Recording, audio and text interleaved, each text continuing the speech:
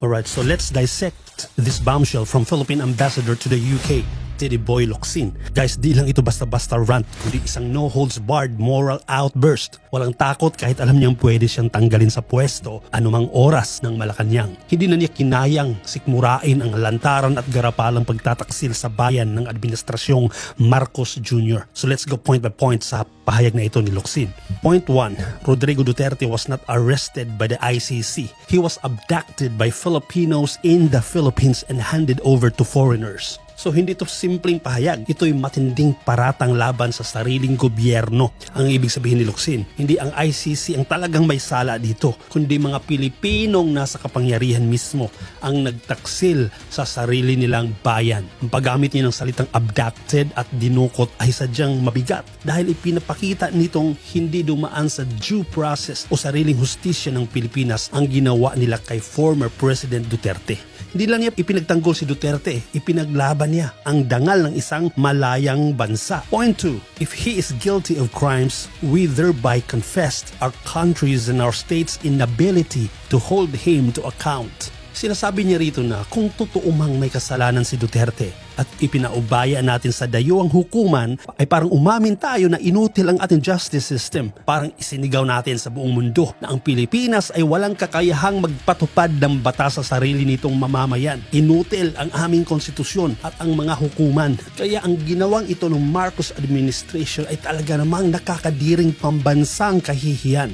Point 3. We thereby forswore the first attribute of sovereign independence, an effective justice system. Ito ang pinakaugat na mensahe niya. Ang pangunahing katangian ng kasarinlan ay hindi yung nasusukat sa pagkakaroon ng sariling watawat o lupain, kundi sa kakayahan ng isang bansa na magpatupad ng sariling katarungan. Kung wala tayong tiwala sa sariling sistema, hindi tayo tunay na malaya. Paano mo masasabing independent nation ka kung umaasa ka sa mga banyaga para sa hustisya? Independence without sovereignty is hypocrisy or isang fake na independence. Point 4. No wonder there are trillion people marches for just that reason. The inability of domestic justice to hold grand theft auto appropriation to account. Bilanggit niya na ang mga trillion people marches na yan bilang simbolo ng pagkadismaya ng taong bayan sa kabiguan ng hustisya laban sa big time ng mga magnanakaw.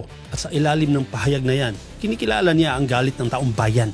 Ngunit pinupuna din niya na pawang galit lang. Walang konkretong sistema para baguhin ito. Oo nga naman, madali tayong mag-rally, mag-ingay, maggalit. Pero kung wala tayong pagkakaisa at sistema para ayusin ang gobyerno natin mismo, paulit-ulit lang tayo sa cycle ng galit. Alam mo na injustice ang ginawa kay PRRD. Pero dahil sa political color mo, nananahimik ka. And worse is, sumang-ayon ka sa injustice. Di ba kaplastikan? Galit na galit ka sa korupsyon, yet di mo maipaglaban ang ginawang lantarang injustice sa dating presidente. Point 5. But trillion people marches only admit that while we can get angry, we cannot meaningfully govern ourselves. Ito ay isang brutally honest truth. Sinasabi ni Locsin dito na marunong tayong magreklamo pero hindi marunong magpatakbo ng sarili nating bansa. Ito'y hamon sa ating kakayahang magdisiplina at magkaisa bilang mamamayan. Masakit pakinggan pero totoo. Laging may reklamo, laging may sisi, pero pagdating sa disiplina at pagbabago, bigo tayong magkaisa. Ganyan ang sinasabi ni Locsin. Walang saysay ang kalayaan kung hindi natin kayang magpakatino bilang sambayanan.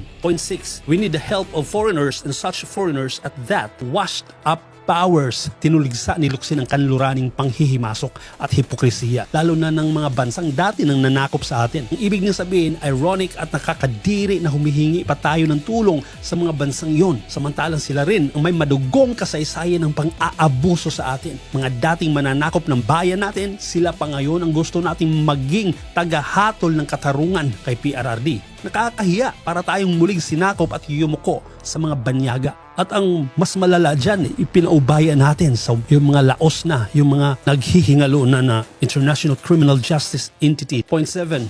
The idea that foreigners, especially Westerners, can judge us is beyond disgusting. It is treason, the deepest imaginable. Ito ang pinakamabigat na linya. Tinawag niyang treason o pagtataksil sa bayan ang ideya na dayuhan ang magpapasya para sa atin. Hindi ito simpleng opinyon, ito ay paninindigan para sa pambansang dangal at soberanya. Hindi mo kailangan maging pro-Duterte para ipagtanggol si Duterte dahil ito ay laban para sa karapatan ng Pilipinas bilang malayang bansa.